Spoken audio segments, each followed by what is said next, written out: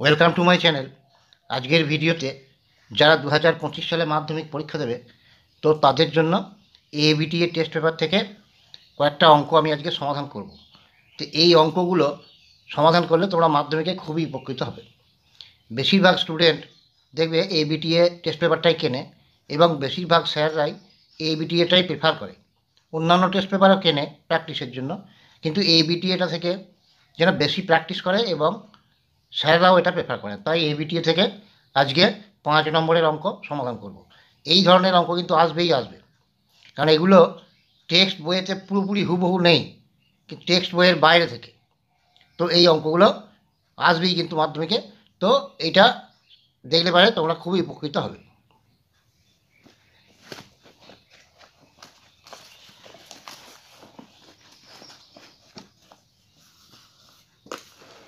দেখো, height and ডিস্টেন্সের 5 নম্বরের অঙ্ক। দুটি স্তম্ভের উচ্চতা যথাক্রমে H1 মিটার ও H2 মিটার। দ্বিতীয় স্তম্ভের গোড়া থেকে প্রথমটির চূড়ার উন্নতিকোণ 60 ডিগ্রি এবং প্রথমটির গোড়া থেকে দ্বিতীয়টির চূড়ার উন্নতিকোণ 30 ডিগ্রি হলে দেখাও প্রথম স্তম্ভটির উচ্চতা দ্বিতীয়টির উচ্চতার 3 গুণ। আরেকটা দেওয়া আছে, দেখো, দুটি উল্লম্ব দণ্ড 120 মিটার ব্যবধানে অবস্থিত এবং একটির উচ্চতা অন্যটির দ্বিগুণ। দণ্ড দুটির চূড়া থেকে এদের পাদদেশ সংযোজক রেখার মধ্যবিন্দুর অবনতি কোণদ্বয় পরস্পর পূরক। ছোট দণ্ডটির উচ্চতা নির্ণয় করো। তবে এই অঙ্ক দুটো কিন্তু হুবহু টেক্সট বইতে নেই, তো কিন্তু সিলেবাসের মধ্যেরই অঙ্ক, একটু ঘুরিয়ে ঘাড়িয়ে দিয়েছে। তো এই ধরনের অঙ্কগুলো করবে কিন্তু, আর মাধ্যমিকের কোশ্চেন পেপার ফলো করবে, দেখবে হুবহু বই থেকে কিন্তু দেয় নাই। বিগত কয়েক বছরই লক্ষ্য করে দেখবে যে বইয়ের টেক্সট বইয়ের বাইরে থেকে দিয়েছে, কিন্তু বাইরে মানে সিলেবাসের বাইরে কিন্তু নয়, এবং একটু ঘুরিয়ে ঘাড়িয়ে দিয়েছে।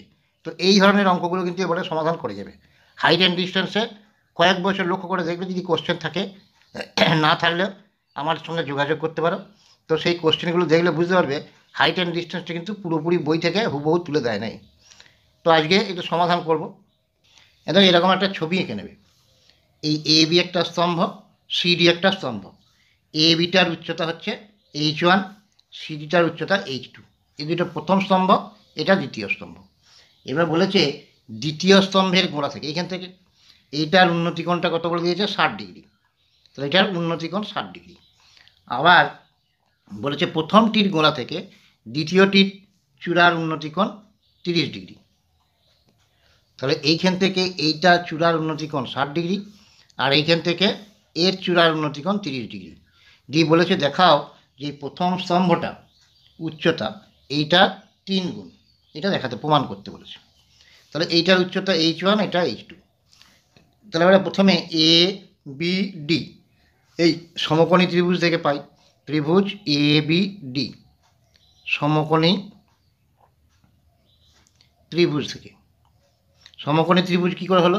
তাহলে এই কোণটা 60 ডিগ্রি, এইটা লম্ব আছে। ত্রিকোণমিতিতে দেখবে যে কোনো খুঁটি হোক, গাছ হোক, টেলিগ্রাফ পোস্ট হোক, টেলিফোন পোস্ট হোক, এই ভূমির সঙ্গে লম্বভাবে থাকে, মানে এই গোটা কোণটা 90 ডিগ্রি, আবার এই ধারে গোটা কোণটাও 90 ডিগ্রি। তাহলে এটা সমকোণী ত্রিভুজ। সমকোণী ত্রিভুজের এইটা কি, লম্ব, এইটা কি, ভূমি।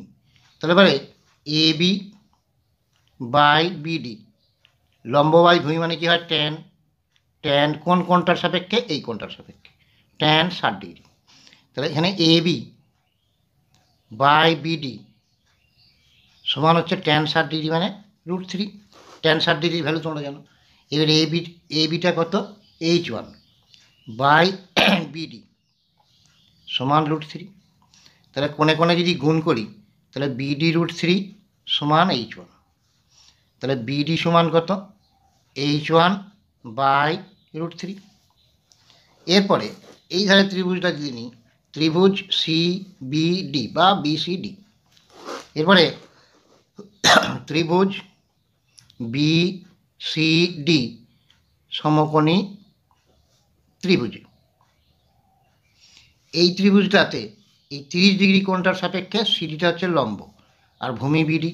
তাহলে সিডি বাই বিডি সমান এই 30 ডিগ্রি কোণটার সাপেক্ষে ট্যান 30 ডিগ্রি।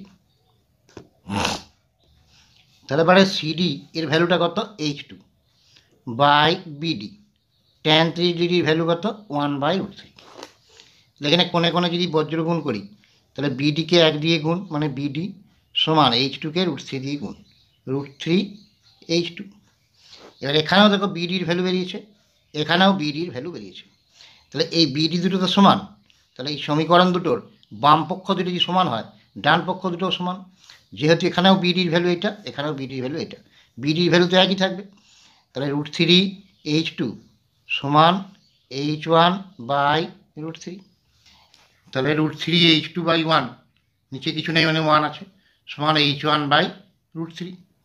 এবার দেখো এইখানে যদি কোণে কোণে বজ্র গুণ করে দিই তাহলে H1 সমান এইখানে কোণে কোণে বজ্র গুণ করলে √3 3 আর H2। তাহলে H1 সমান 3H2, H1 সমান 3H2। H1 মানে কোনটা? এইটা H1, আর H2 মানে এইটা। তাহলে H1 মানে প্রথম স্তম্ভটা এর 3 গুণ 3H2,